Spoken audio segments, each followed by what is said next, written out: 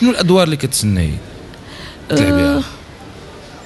نهار زعمتي درتي الدور ديال شنو الدور؟ بنت ليل.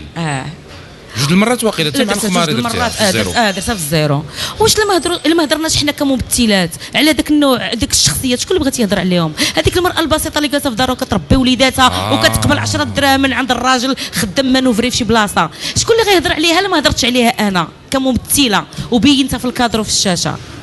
راه حنا ما كنديروش الادوار باش نبانوا.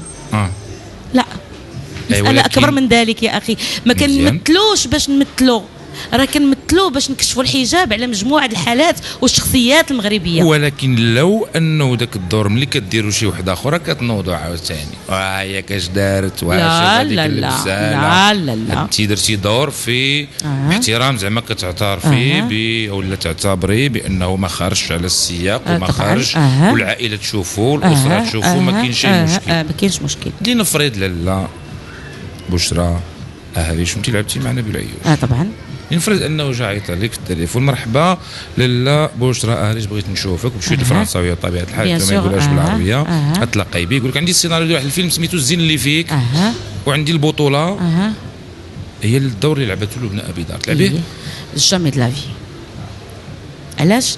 لسبب بسيط جدا، ما تقارنيش انا بلبنى ابي دار. ما كنقارنش، انا كنقول ولو ما كايناش لو عيط لك المخرج نبيل عيوش وانت ديجا خدمتي معاه قال لك بشرى اهلي عندي لك واحد الدور كنشوف بانك غتقنيه.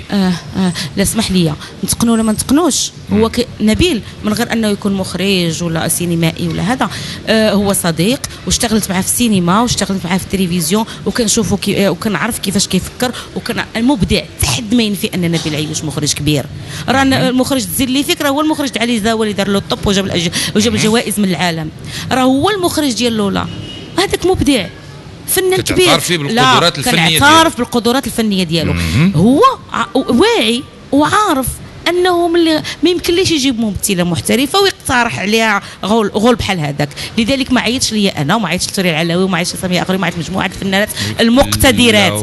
لا ما نقبلش جامي بلغ الكاشي. لا، بغض النظر على الكاشي، لان حنا ما كنخدموش على ود الفلوس، كنخدموا على ود لا الفلوس كتجي في مرحله ثانيه. على ما كنت ما كتخلصش معلوم تخلصوا. انا معلوم نتخلص معلوم نعيش مزيان. لا معلوم نعيش مزيان، ولكن ما يمكنليش نقبر دور بحال هذاك. سبب بسيط، لانني انا كنحترم المجتمع اللي كنعيش فيه. هو من حقه كمبدع يخدم على اي تيمه بغى، ولكن طريقه التناول هي اللي كتختلف. اي تيمه بغى يخدم عليها هو من حقه، ولكن طريقه التناول كتختلف. كون جا عندي انا كمحترفه ما عمري ما غادي نقبل ياك، ولكن هو عارف عند من مشى. ما عرفتش انا. لا هو عارف عند، وانت جبتي لي الاسم ديال السيده، هو عارف فين مشى.